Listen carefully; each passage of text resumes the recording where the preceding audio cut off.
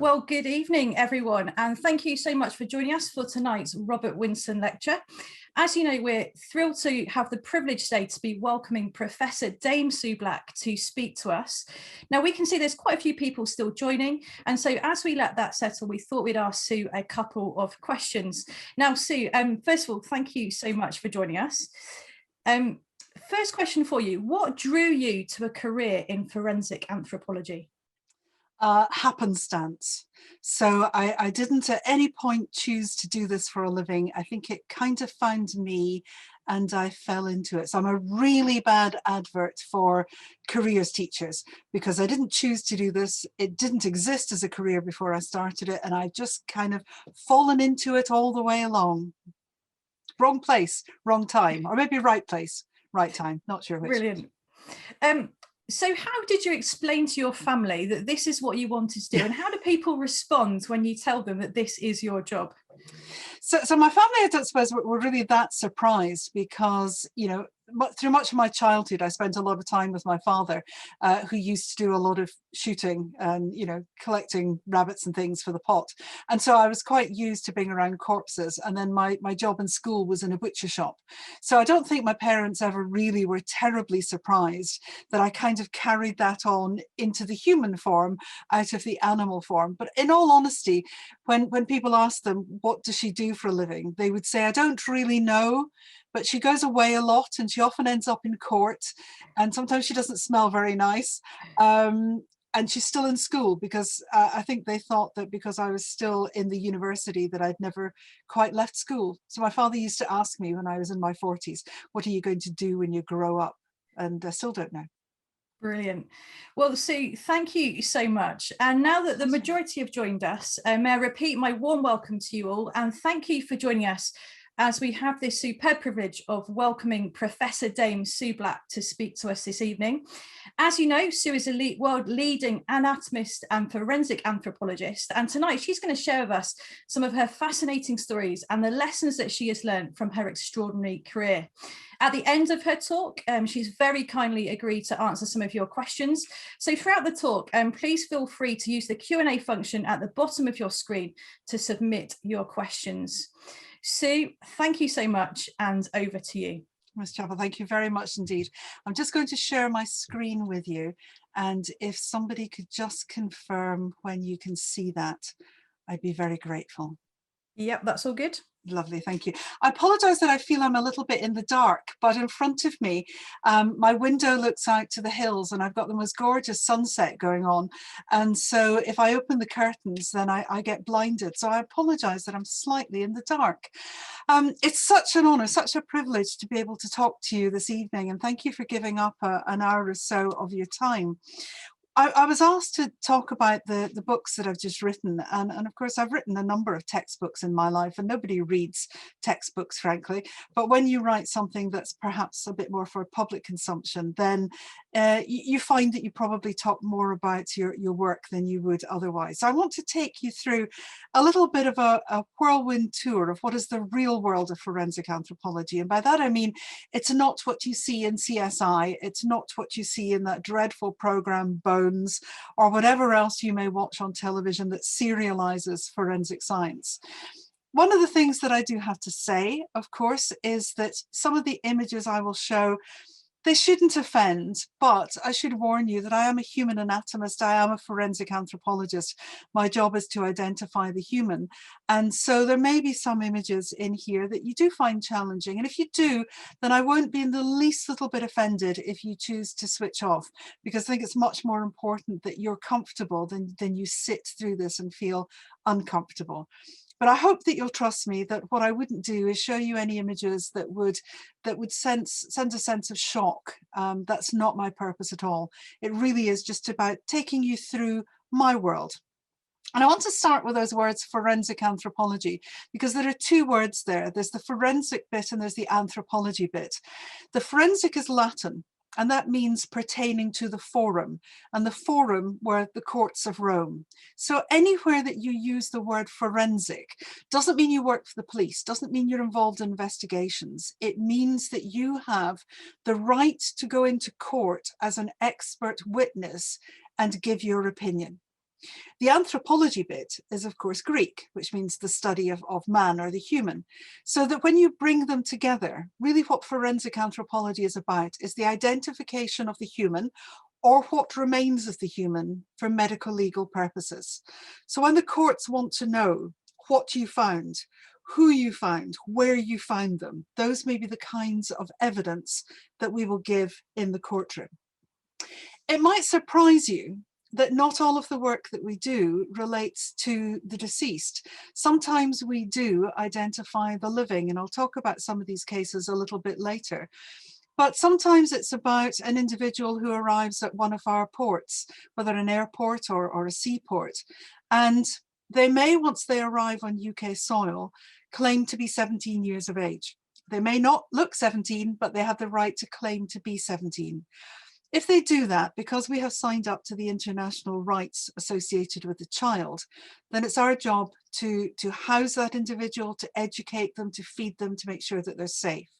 And then we may have a judicial process, or we might have a social process that allows an age to be estimated to that individual. So sometimes the work that we do looks at the living, because it's important that we assign an age to people who might not be carrying their own papers for whatever reason, because there is a right to be looked after if you're 17. If you're an 18, then you're an adult, and the country has the right to send you back to the country from where you came, unless, of course, you claim asylum or refugee.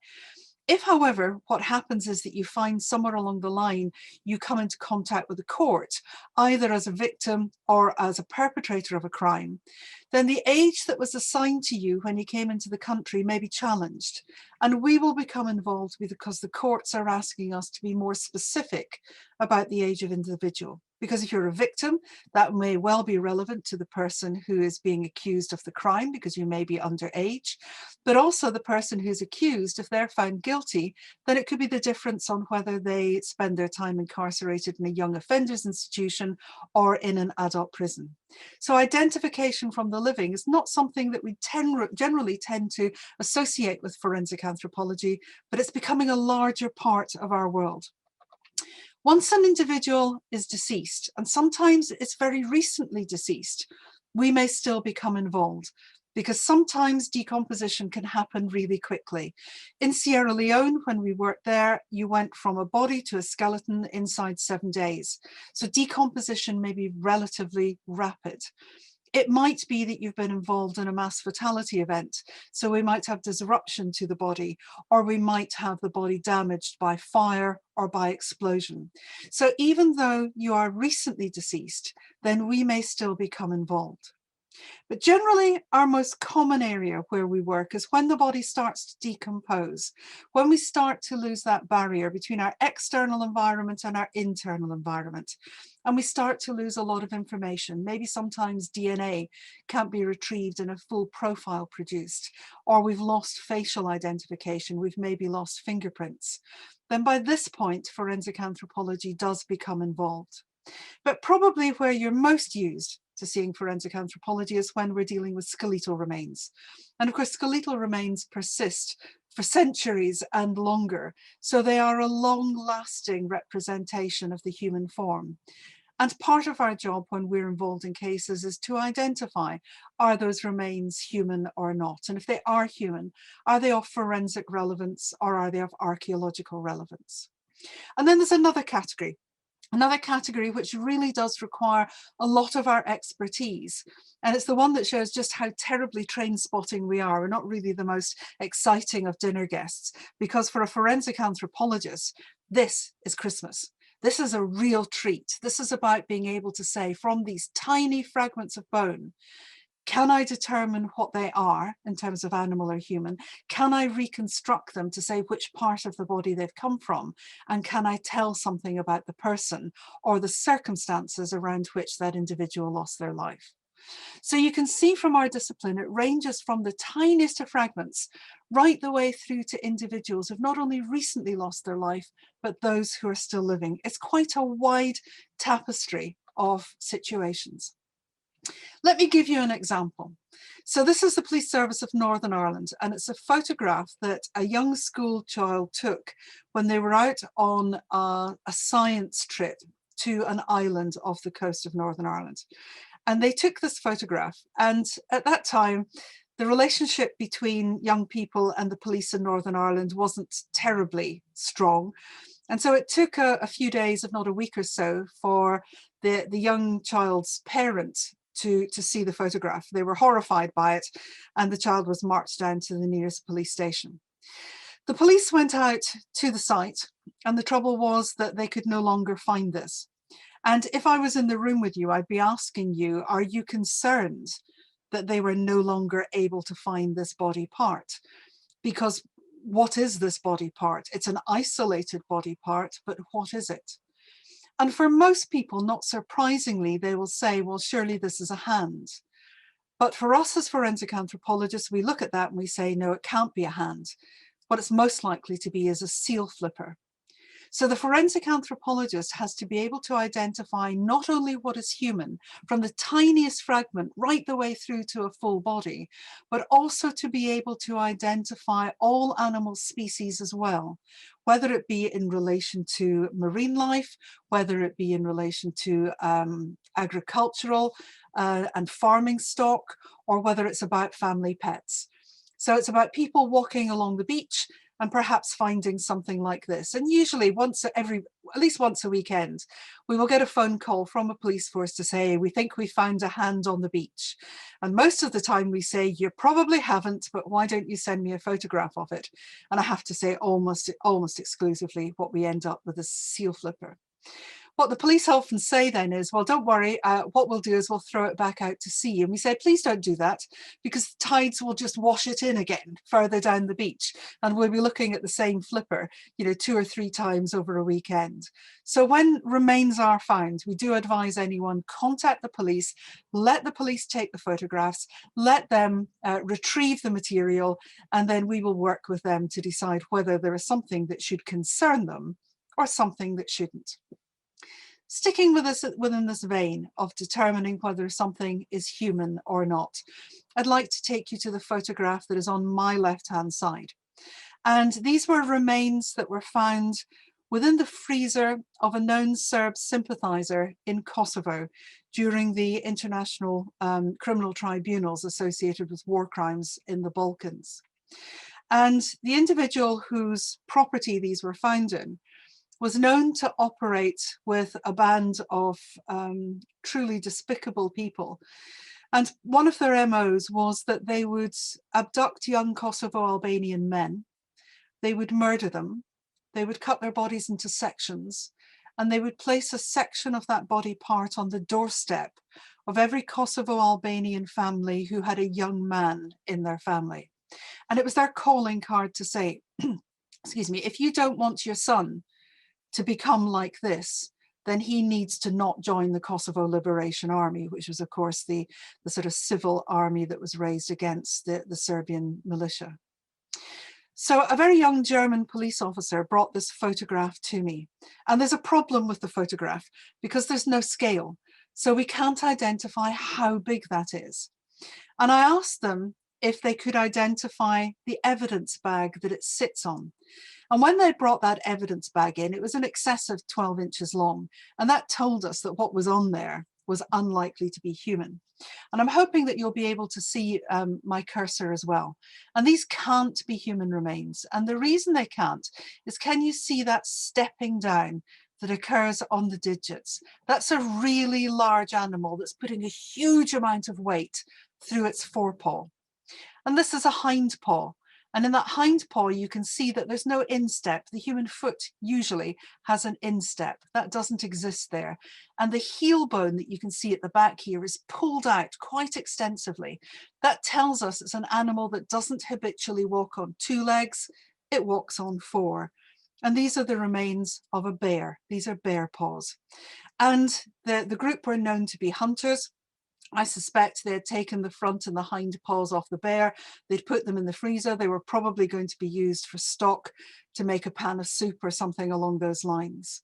But you can see now why it's so important to be able to determine whether remains that are brought to us are human or animal in origin. Because if you set up a murder investigation, or you set up an investigation that leads to a court trial, and it's shown that in fact these remains ultimately are not human, then not only have you wasted a tremendous amount of money, but you've wasted a tremendous amount of court time, and nobody's going to look on you terribly favorably.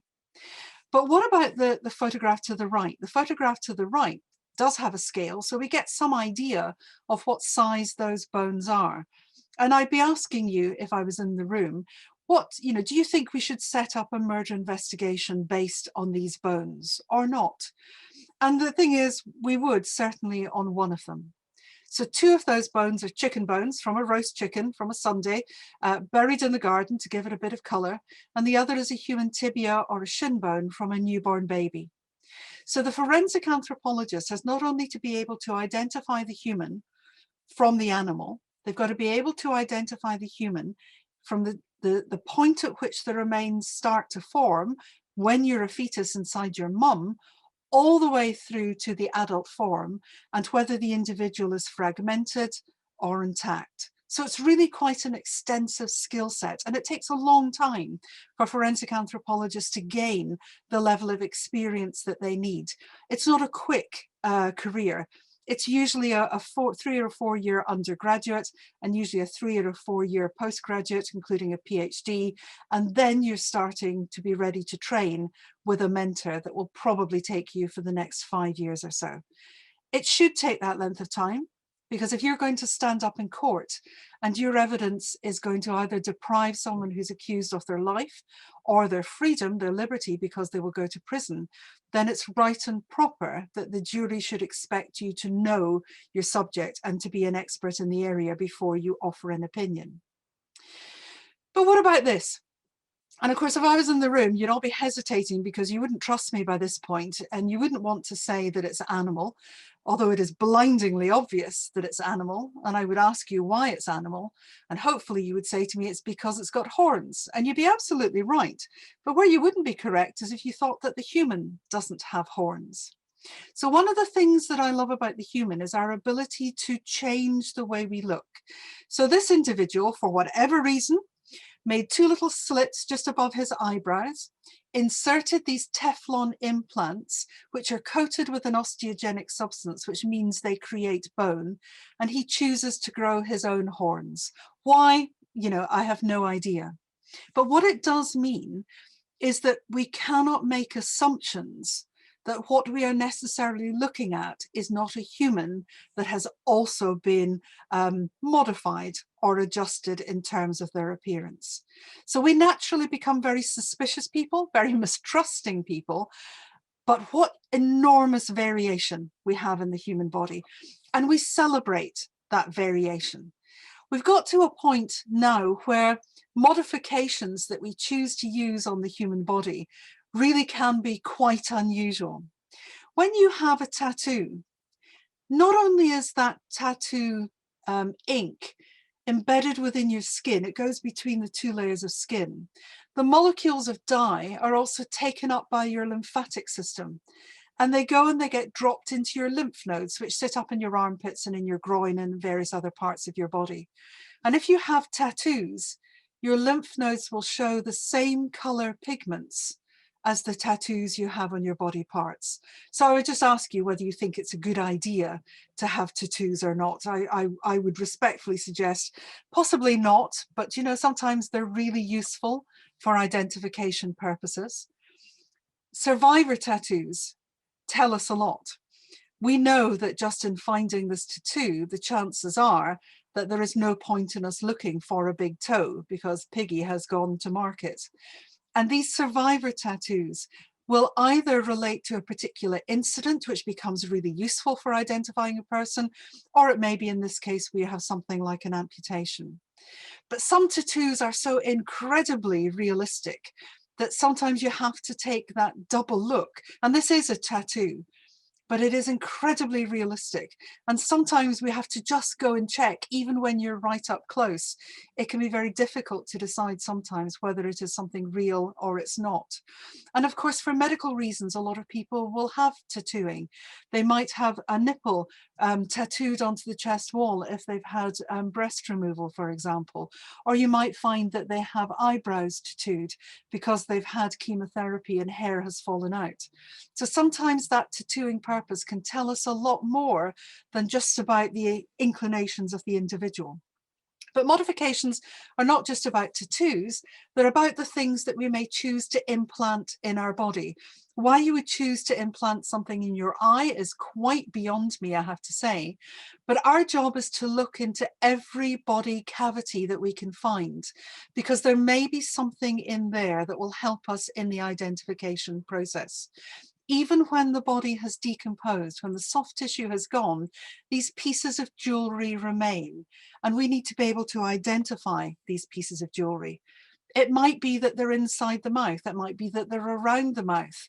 And sometimes, because these modifications, these implants might be at the back of the mouth, then we may actually be looking for them down into the chest region, because the decomposition, of course, they could have fallen down into the back of the throat and down in towards the stomach, passing through the chest.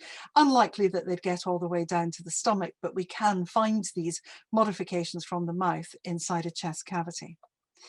And I love just the creativity of human modification. So for example, this chap, if you can imagine that his Coke can wasn't there and all we found was the stretched earlobe, we still have to try to figure out what kind of a modification that was. He started off with a smaller stretching, and he used to keep his mobile phone there because he reckoned he never then would have the problem of not hearing his phone go off. But he obviously decided he wanted to stretch it further and further, and for some reason it seemed like a good idea to put a Coke can in there. There are modifications and implants that what we can do with the body sometimes is just stretch the boundaries of capability. I'm sure you've seen these implants, these barbells that are used in the tongue. But quite often when something is unusual, people revel in the fact it's unusual. But when it gets to the point that everybody else is doing it, then it becomes a little bit more blasé. And so what they want to do is they want to do something different. They want to be seen as being different. Now, the next slide, I have to say, is probably one of the most disturbing things that you're ever going to see in terms of any of my slides. And it's what some individuals choose to do as the next modification to a tongue piercing. And that is, if you imagine you take the piercing out and you place a piece of wire through it, what you can do is you can split the tongue in half. And anatomically, the right side of your brain controls the left side of your tongue, the left side of your brain controls the right side of your tongue, and this gives you independent movement of both halves of your tongue. It's a truly horrendous modification, and it's often viewed as being extremely unusual because it is extreme. But when in a group of young people, one person has it, others think, wouldn't that be cool as well? And so something that becomes unusual becomes something that is a little bit more, probably a little bit more mainstream. I don't think this is quite mainstream yet, but at one point or another, tongue studs would have been an extreme. There is a step beyond this, and I think it's probably one of the most ingenious steps that I've ever seen. So you put a tongue stud in, you then remove it and you cut the tongue in half, and then what you want to do is bring the tongue back together again. So just because I find a zipper inside a mouth, sometimes I have to explain why we find these little bits of metal in there. Truly outrageous. But if what we choose to do to our body is unusual, sometimes the cases that we come across are almost so fantastical that if at the end of the day a crime writer was to put it into their book, nobody would believe it. I had a phone call from a police force and they said, "We found something. Can we bring it up and let you have a look at it? Because we're not sure what it is." And of course, by this point, I'm usually thinking it's a seal flipper, yet another seal flipper. And they said, "Well, it's actually a key fob." And I thought, well, that can't be too difficult, can it? So 2 police officers arrived, and in Scotland, they always arrive in pairs because it's something called corroboration. And so they arrived with this key fob. And what the police really wanted me to say is that this was a Halloween joke, that this was something that was fake. And it isn't. These are human finger bones. And these are the index finger, or part of the index finger of the left hand of an individual. And what we can say about it is that they are probably male, because we know what the size of the bones are in male and female. And when we x-rayed it, just towards the ends of the bones, what we were able to see were little lines on the x-ray that show us that the bone had only recently finished fusing. So we said, if this is a male individual, then the time at which this finger was removed, the individual was probably around 16 to 18 years of age. Now, because you found a finger, it doesn't mean that the individual is dead, because you can survive very well without a finger. And what we suggested to the police, because this was found in some woodland, is that they start some door-to-door inquiries and just ask in the vicinity, is there a young man who's missing his left index finger? So they did do that. And when they knocked on one particular door, the gentleman was not 16 to 18, he was now in his 20s, and he confirmed that this was in fact his keyring, and he had the absent index finger to show it. But then he told the police his story. So there is no crime here, but we have to investigate it to make sure that there's no crime, because of course this could have been evidence of torture, you know, of gang-related activities, but it was something much more ridiculous than that.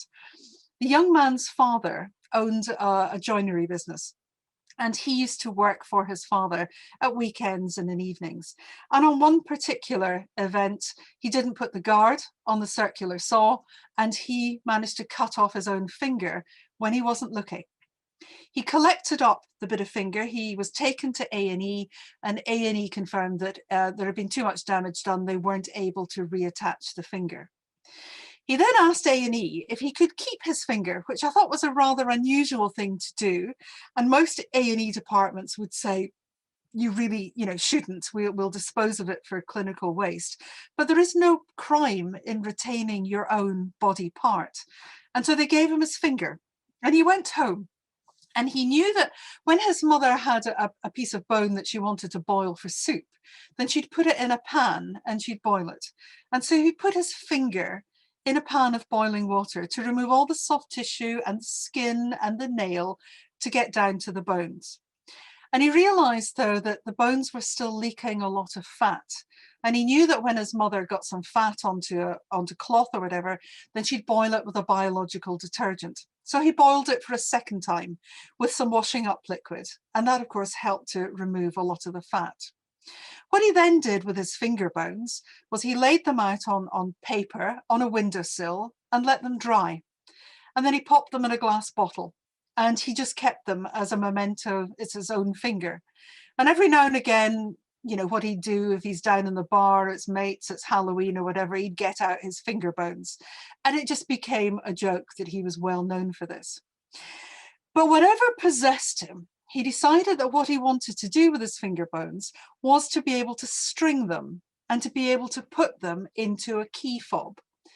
And worse than that, he decided that this would make the best ever Valentine's Day gift for his girlfriend. Now, not surprisingly, when she was confronted with the bones of his index finger, which had been severed several years before, she threw it away, which is why it was found in the woodland, and that was the end of their beautiful relationship. So it just shows you sometimes the most ridiculous of situations appear on our tables, and we have to investigate it in case there's a crime being committed. I think the only crime here was really poor taste and really bad design on what is an appropriate Valentine's gift. So I think she had a close shave with that one. She did the right thing by dumping him. But these are unusual. Much more common is this kind of a case. Dornoch is in the north of Scotland. And about 2 years before these photographs were taken, a car was found abandoned in a car park in Dornoch. And when the police checked it out, it was taken back, the records took them back to an auction house in Leeds, where this car was bought, and it was clearly bought under a false name. So the police had nothing to investigate. It was just an abandoned car. About 2 years later, a man is walking through Migdale Wood. And as he's walking through Migdale Wood with his dog, he sees this little pile of bones, and he calls the police. The police come out and they put up their crime scene tape. Even if it is in the middle of nowhere, you still need a good crime scene. And I'm standing roughly where the photograph is taken. And when you look up the tree, you see this. And the very, very young police officer that was standing beside me said, "Do you think that's important?" To which the only answer to that question is, "Let me hold your coat, son, off you go and have a look." And he climbed up the tree, and this was the hood of a jacket. He came back down the tree because in the hood of the jacket was a bone, and that bone was the second cervical vertebrae in your vertebral column, just below where the head joins the neck. And as God is my judge, he turned to me and he said, "Do you think it belongs to that body?" To which I said, "Well, that's a very good question. I think it's highly likely. And when we look at the body, we'll identify if that bone is missing and we'll make sure that it fits with all the others." And then, a clear indication that he was never going to go into anything perhaps other than directing traffic. He said to me, "Do you think it's suicide or do you think it's a murder?" Only in Scotland, he said it as "Do you think it's a murder?" And I said, "Well, if it's a murder, what I'm really struggling with is how the murderer would get the body up the tree in the first place. So I suspect what we have is a suicide, but we will investigate. And I suspect that's what happened is the individual has tied the hood of their jacket around the tree, they've jumped off and they've committed suicide. And as the body is hanging there, and slowly decomposing, eventually what will happen is that the body will give way, the soft tissue will give way and the body will fall. And when you look at the body, we can see the shoes down here. This is the skull. Here are the lower leg bones, here are the thigh bones, the pelvis is here. There's a bit of vertebral column, of backbone. There's some ribs here. I'm not worried that the head is down by the feet, because when a body falls, the head can fall in one direction when the body goes in the other. And often the first vertebrae will go with the skull, which is where we found it. And the second one, because that's where decomposition is probably most advanced and the strain on the neck is hardest, sometimes that second cervical vertebrae could get left up in the hood of the jacket. So I'm feeling quite comfortable of the way in which this has occurred. This is a British Telecom jacket. And so what we do, let's be honest, we go and we look at what are the easy options. We go to British Telecoms, they were at the time, and say, "Have you got any missing engineers?" They have nobody missing. And of course that jacket may have been bought, borrowed, stolen, who knows, they might have worked for British Telecom in the past. There's no fingerprints for us to be able to compare with a fingerprint database. And when we take DNA from the bone, there's no DNA on our DNA database that matches with that DNA. And it just means that the individual had never been prosecuted for a crime because there is no database of everybody's DNA. So what we do is we do the classic forensic anthropology, which is we establish their biological identity and then their personal identity. And from the biological identity, we can determine he's male, he's gracile, which means he's not built terribly, he's not like a Russian shot putter, he's not going to be really muscly. He's Caucasian, which doesn't mean he's white. Caucasian pertains to north of Saharan Africa and as far east, including the Indian subcontinent. So that an individual whose ancestral origin, but of course that doesn't mean that in terms of where they've come from in reality of being born, but it's where their ancestral origin is. Somewhere between 20 and 25 years of age, somewhere between 5'5" and 5'8" in height. When we place that information into the police missing persons database, it comes up with 1,500 names. And of course the police can't go and interview 1,500 people. In terms of the individual's personal identity, we know they've had 4 teeth extracted. So we know if we can find a dentist, we'll be able to compare dental information. And what we could also tell was that the individual had had some trauma before they died, long before they died. A healed fracture to a right rib, damage to the right collarbone, a kneecap that was in 2 parts. And this indicated that at some point or another they'd been in a trauma situation. So there may well be hospital records. And we were getting a little bit smart because when you looked at the joints, they were a little bit more extensive than you would expect. And it's something we find in lax joint syndrome. So maybe he was double jointed. As I say, when we put that into the missing persons database, it didn't help us. So the next thing that we will do is we'll reconstruct a face. And when we're reconstructing that face, we use that biological identity. He's a male between 20 and 25, probably white, although we don't know that, but most likely to be. And the face that we're reconstructing is something that we just want to jog a memory, but not necessarily to create something that is a perfect replica, because we can't do that. And we put this out onto Crime Watch. And in Crime Watch, what we received were about 20 or 30 phone calls, all identifying him as the same named individual. And one of those was his mother. And she sat down to watch Crime Watch and she thought, that looks like Jake. Now what we have is a name. And that's a really important point for a police investigation, because now we can go and we can interview the family. We will always send two officers. One officer will sit with dad, the other officer will go with mum into the kitchen and make tea. And that officer that is with mum will ask very personal questions. Is she the biological mother? Is her husband the biological father? Because 1 in every 6 children in the UK do not live with their biological father, whether they know that or not. And the last thing we want to do is to run the DNA of a father, because we will have to release that information that sets off another problem in a family that's already distressed because they've lost a member of their family. So we take dad's DNA, we take mum's DNA, and providing mum is the biological mum, it's her DNA that we run. And what we find is that it is a match. What we know about Jake is that he was male, he was slim, he was white, he was 22, and he was 5'7", which shows just how important being able to get that information from a skeleton is. Because we now had his name, we could check his dental records, we could check his hospital records, and he'd had a bit of a kicking in a bar, ended up in hospital with some fractures, and we could do a comparison with his clinical x-rays. And his party trick was he used to be able to bend his fingers back to be able to touch his forearm. He was double jointed.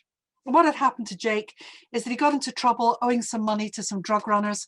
He'd told his parents he was a bit worried for his own life. He was going to go and disappear for a while. He bought a car in an auction house in Leeds under a false name. He moved to the north of Scotland. He lived a very solitary life with a very different name. And he was known to be a drug addict. He was known to be an alcoholic. And I suspect at some point, life just got too difficult for him. He walked into the woods, he climbed that tree, he tied the hood of his jacket around the bough of the tree, and he jumped off. And until we can identify who that person is, we cannot recreate the situation that has led to their death. And that's why the identification is so important. Margaret Gardner was last seen alive in Scotland in October of 2004, and she was married to John. And John had a number of jobs after he left the Merchant Navy, and his latest was that he wanted to build kitchens. And Margaret said, I'm having no more of this nonsense of setting up businesses that have all failed, go and get a real job. And he wanted to get a loan to set up a business. And when Margaret was at work that day, she got a phone call from the bank.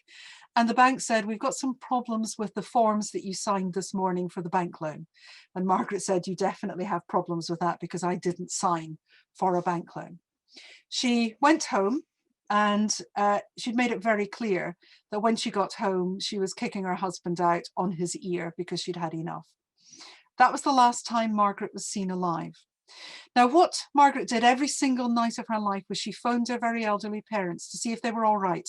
Had they had their tea? Did they go out that day? What were they having for their tea?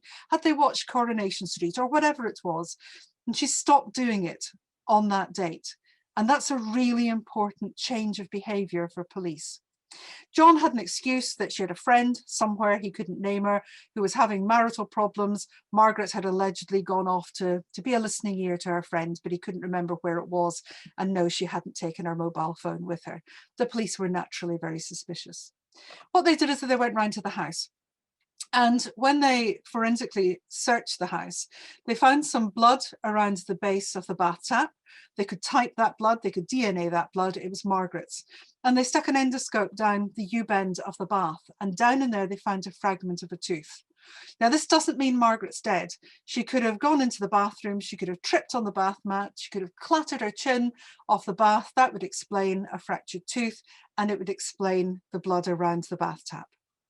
But when they went into the kitchen, they also looked around the washing machine, and they found some blood around the door of the washing machine, and it was Margaret's blood. And in the filter of the washing machine, they found something that they thought might be bone. And so they brought it to us to have a look at. And this is the fragment of bone. It's about 1 centimetre long and about 0.5 centimetre wide. And you can see some small little fragments have come off it. The question of us is, can you identify, is that human or not human? And if it's human, where has it come from? Because once we subject that fragment of bone to DNA analysis, then the entirety of that fragment has gone. For us, it's very obvious. There's only one part of the body that that fragment can come from, and it can only come from the left-hand side. And it comes from a bone that's called the sphenoid bone, just in the temple region of the skull. Underneath that, when you're alive, you have a massive blood supply, which you can see on this clinical image. So what we can say is, if that fragment of bone is Margaret's, and it is in fact from the greater wing of her sphenoid, the chances of her still being alive are extremely slim. This is presented to her husband, and he confesses that what happened was she came home. She was giving him a huge amount of grief. They got a bit physical. He pushed her away. He said she fell down the steps and cracked her head on the concrete, and her head just exploded. That is not what your head does when it hits concrete. He then realized that she was bleeding, she wasn't moving. He picked her up and he carried her into the bathroom, and he placed her body in the bath. So we're content that there is some truth in that, because we'd found the blood and we'd found a tooth fragment that suggested to us there was a lot more than just one incident of fracturing. The very fact that we found the fragment of bone in the washing machine and that we could DNA it, what he then said was he realized that after he disposed of her body, and he said what he did is he wrapped her body in plastic, put it into the back of the car and dropped it in a local river. And we do have his car on CCTV, and we were able to find some of her blood in the boot. He noticed that he had some blood on his jumper. He took his jumper off, he put it into the washing machine. He put it on a cold cycle without a biological detergent, because he never did the washing. And so as a result, we were able to retain the DNA. So it's really important in forensic investigations that you do the level of investigation, first of all, that does not damage the evidence. That has to be done as a priority. So in court, he was found guilty. He was convicted of culpable homicide in 2005. He was originally given a sentence of 12 years. It was reduced to 9 years, and he was released in 2011, at which point he remarried in 2012.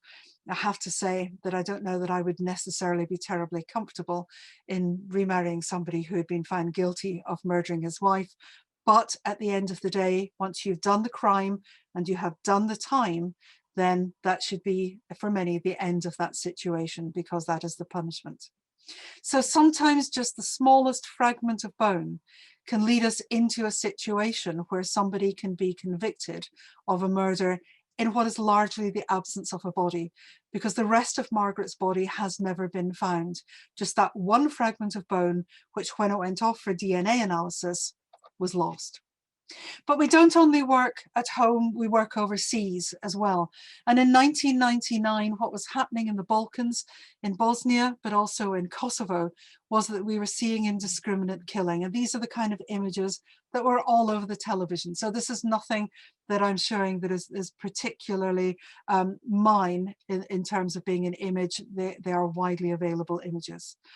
NATO knew that there was huge atrocities going on, but we couldn't cross the border until we were given the all clear for the forces to go in. And of course, we had a NATO bombing campaign at that time before there was eventually an agreement that was reached that would allow the forces to go in.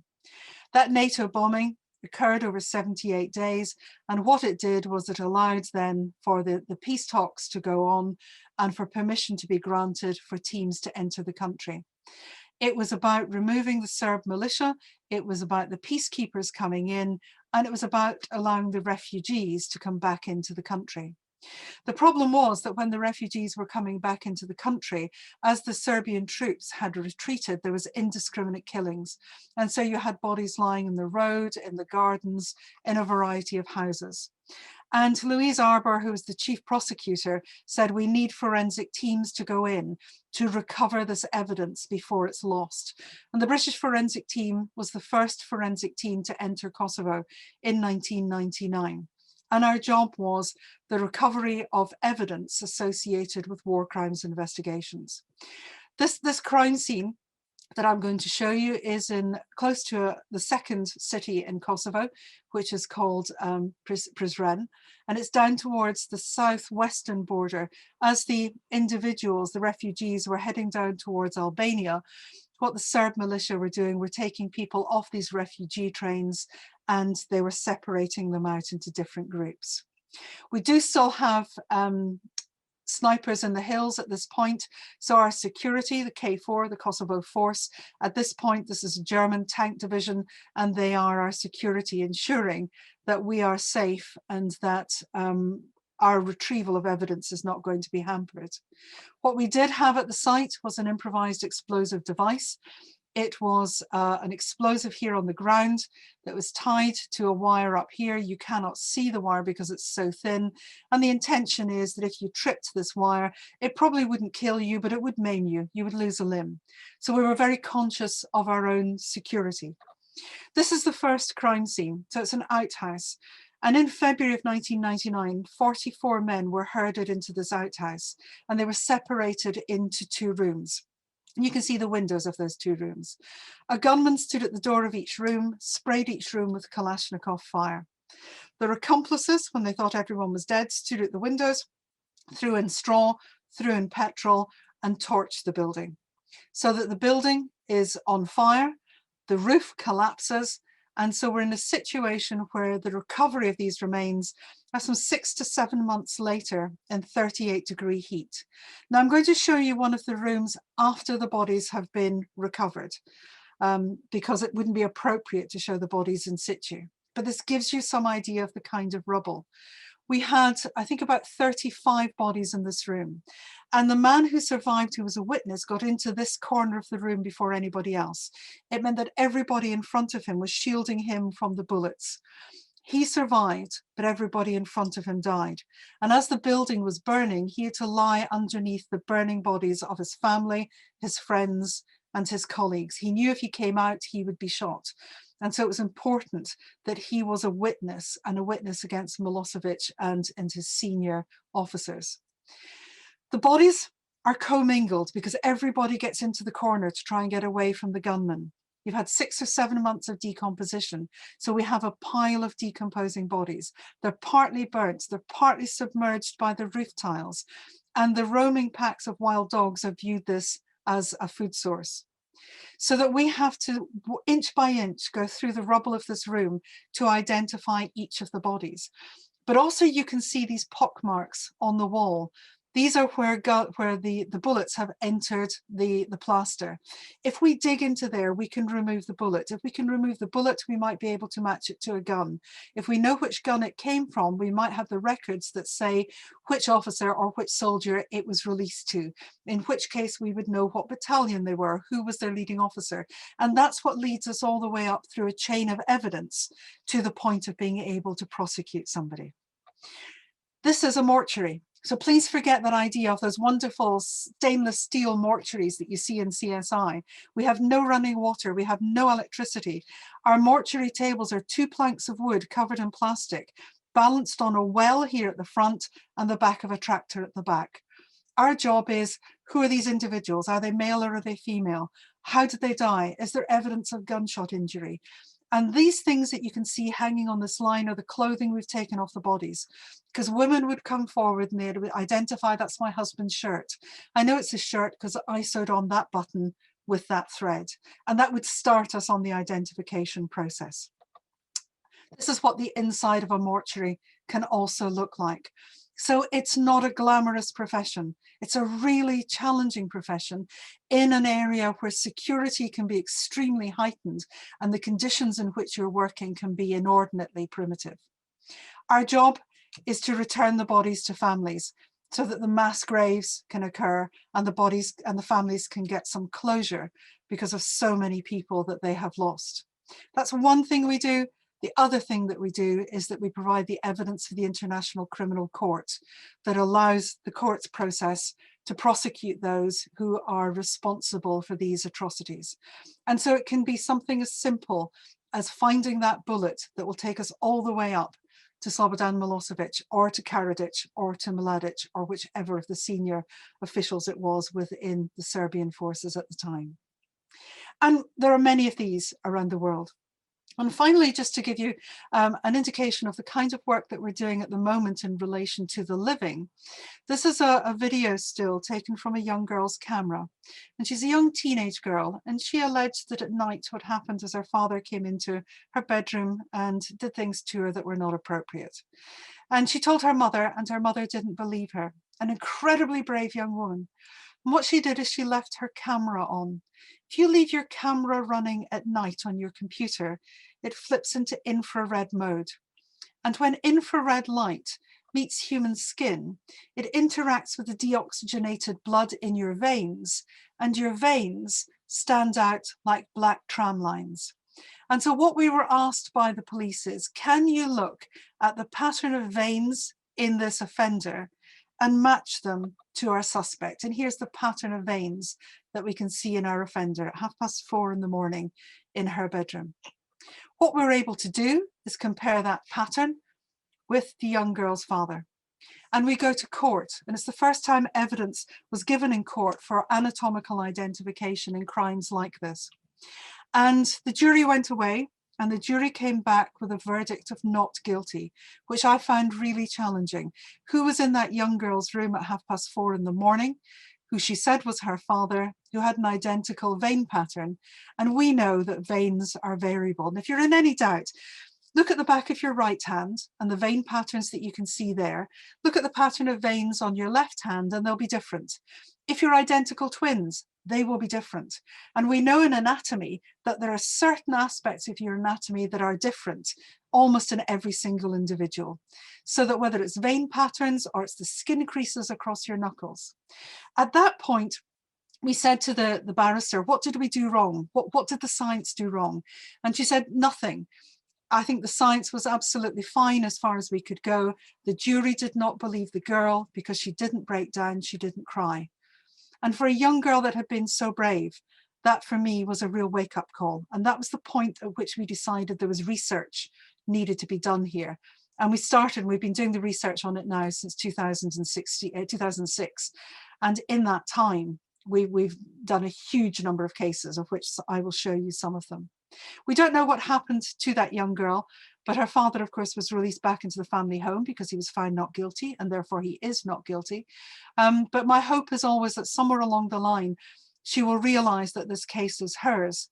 And what I want her to be able to gain from it is an understanding of the research that we've done because of her case since then, and the number of cases in which she has been able, through her bravery, to help us to assist the police in identification.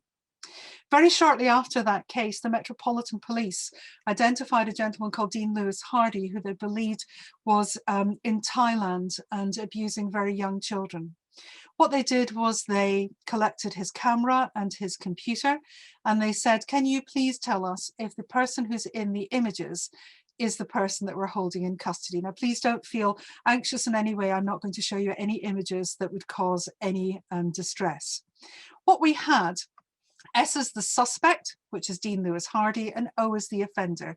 And for example, what we were able to find in our offender was that on his left index finger, he had a 4-point punctuated scar, and it exists in our suspect.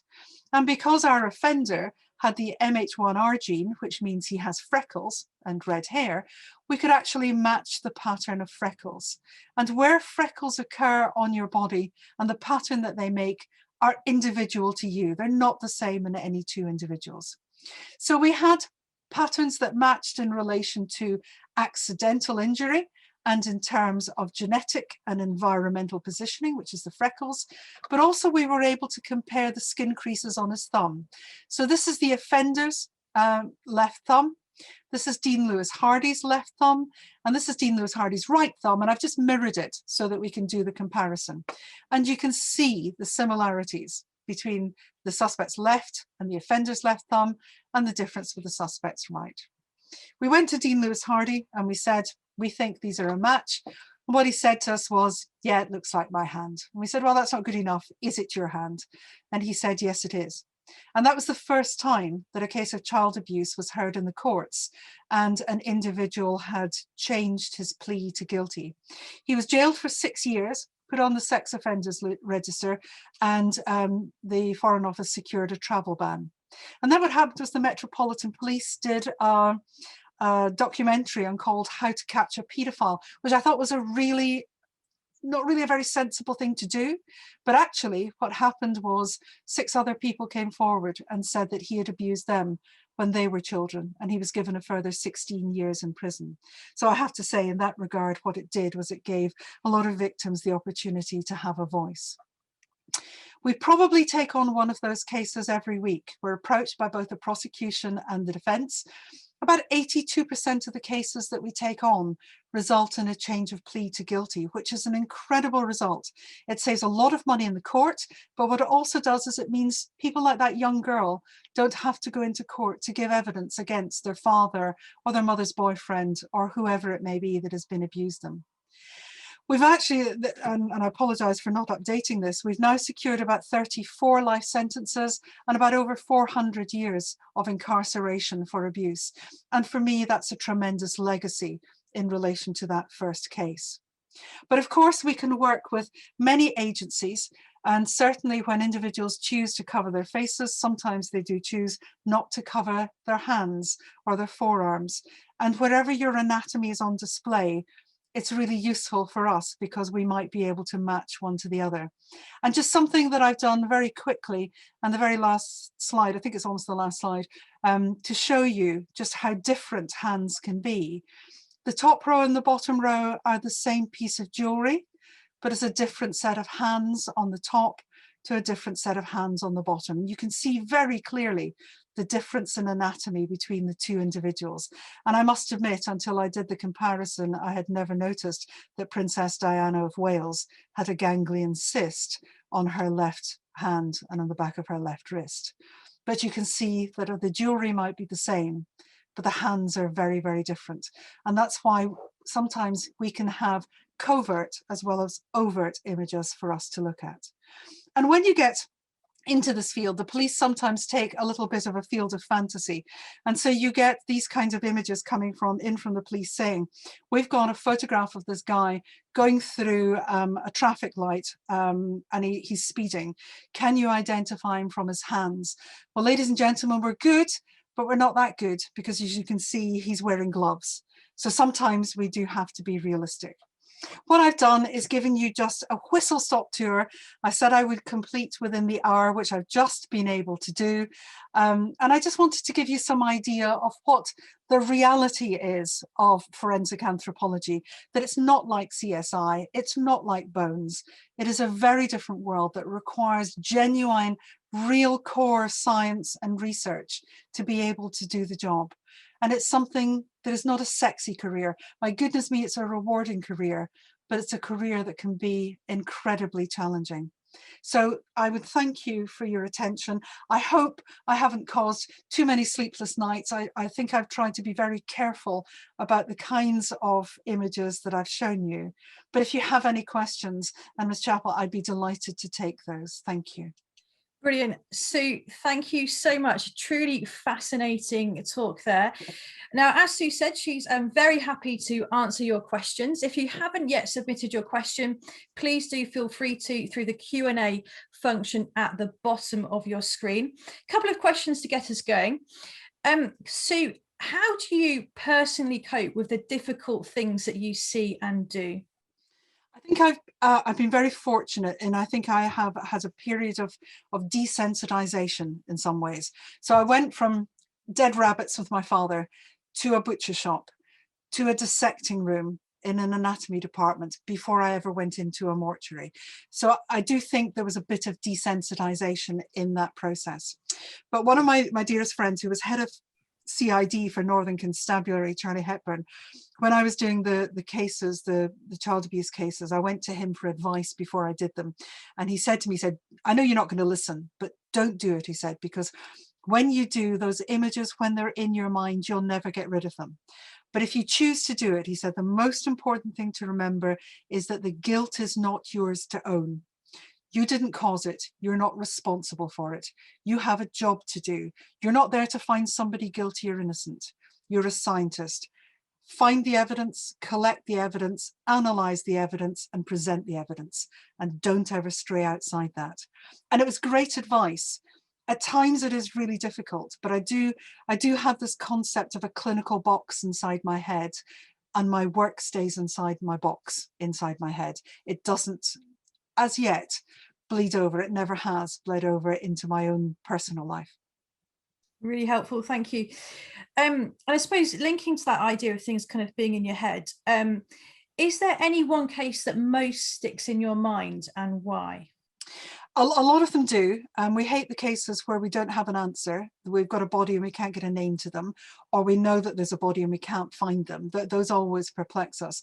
But a classic case of being in the right place at the right time was Kosovo, because at that time I was writing the first textbook on the identification of juvenile remains, and a family had gone out of the town up into the hills to get away from the Serbian forces, and they would come down to the village at the weekend for provisions. So Dad would be driving the tractor, and on the back of the tractor were his family members. There were 8 children and 3 adults, and a rocket-propelled grenade took out the trailer, which meant that 11 people were killed and the bodies were disrupted. He was sniped in the leg and he managed to get under cover, but at night he had to go around and find the remains of his family and be able to bury them. How you have the fortitude to do that, I don't know. And we come along about a year later and we ask him if we can exhume those remains as an indictment site. And what he wants from us is 11 body bags, because his greatest fear is that his God can't find his family by name if they're all mixed together. And so our job is to be able to identify at least a part of every single member of his family. And his children ranged from just 6 months of age through to 2 14-year-old twin boys. And we were able to give him back 12 body bags, because there was always going to be parts that we simply couldn't separate because they were so commingled. But I was in the right place at the right time, writing the book about identifying children and having the fragmented remains of 8 children to try and separate. Lovely, thank you. What advice would you give to a student who wants to study forensic anthropology? The first thing is, don't go to university and do a forensic science degree is the most important thing. Be a scientist first. Whatever that science is, whether it's biology or chemistry or physics or maths, whatever the science, be a scientist first. And once you're a scientist, you'll know what kind of a scientist you are, whether you're a biological scientist or you're a chemical scientist. That may well decide what part of forensic science you will go into. For me as an anthropologist, I think you need to start with human anatomy, but I'm biased because that's where I came from. Some forensic anthropology courses just concentrate on the bone, but I think you need to be able to understand the muscles and the blood vessels and the nerves and the viscera and the whole holistic aspect of the human body before you can start to relate it to a fragment. So my advice would be, do human anatomy first and make sure you go to an anatomy department where they do whole body dissection, because very few departments now do. And that's the only place you're going to get that really in-depth knowledge of the science that you need. Excellent, thank you. Now, when we were talking earlier, you mentioned a little bit about when we hear stories about some of these people who write books or people who have been really successful in medicine, actually that doesn't tell us the whole picture. Actually, people have faced a whole host of kind of what we might call failure before that. Can you tell us a little bit about, you know, your top tips for people, maybe just generally in life, but also if they want to study medicine, in terms of how do we deal with those setbacks and continuing in our careers and really pushing forward? I think it's really hard, especially in medicine. And a lot of people have asked me, why didn't I study medicine? And the honest truth is because I'm a coward. I know that if I made a decision and that patient suffered or that patient died, it's me I would question. And I know that I don't have the backbone that I would be able to carry on and do it again. And so therefore for me, I had to make a decision that said, the living patient is not for me. The dead patient is much easier for me to be able to manage, because I can rarely do more harm by intervening. I can only do good. So I have a huge amount of respect for medical colleagues who make those decisions day after day on a course of treatment, on a particular decision or intervention, that with the best will in the world, and most of the time we know will result in something very positive, on occasion it doesn't. And that is really challenging. Where a lot of our medical students used to find the anatomy department difficult was it was the first time they ever encountered a dead body, because we've removed the dead from our normal life. It used to be when Granny died, you'd lay her out in the front room and everybody would come and say goodbye to her. Now when Granny dies, she's whisked off by the funeral directors. She's put into a coffin and nobody sees her. And we've lost that intimacy with death, which means that we have a fear of it. So when our medical students come into a dissecting room for the first time, it may be the first time they've ever seen a dead body. And of course, they're going to see the dead throughout their career, either because of a patient who dies under their watch, or they find themselves in a situation where they're involved in trauma events, for example. There is no easy way, but the failure in some regards is the failure not to deal with it. So I knew I would fail, so therefore I dealt with it in an entirely different way. It's really important that you come to terms with it. If you can look it in the face, then you know you need to get up the next day and you need to get on with it. That determination, I think, is what sees most people through these really difficult situations, which is there's a job to be done. I've got the skill set to do it. I have to get on and do it. And it's the mentality I see across most of my allied health and medical colleagues, I have to say, and all of my forensic colleagues. Just get on and do it. Excellent, thank you. Now, what about animals for you? So is it possible to identify certain animals in a similar way to how you would identify a human? And could it be used to conserve certain species? Yeah, so there's a huge and developing field in forensic wildlife forensics. So it's about identifying animal species from bone or from body parts, for example.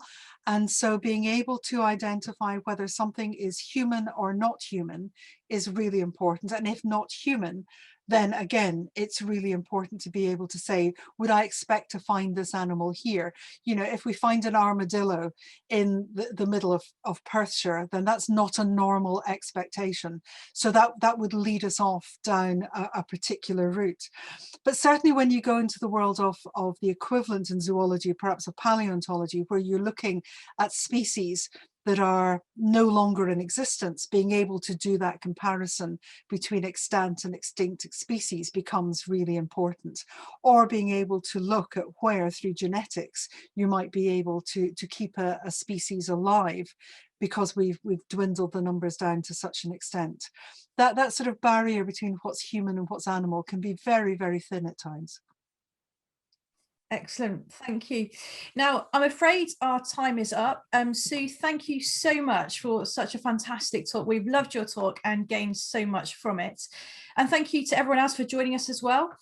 I'm pleased to announce that on the 4th of May, we welcome Peter Wright. Peter is known as Channel 5's The Yorkshire Vet. He's going to talk us through his working relationship with the famous James Herriot, from his work experience of him as a lad to taking over his practice. So I'm sure we'll hear lots more wonderful stories from his career as a vet.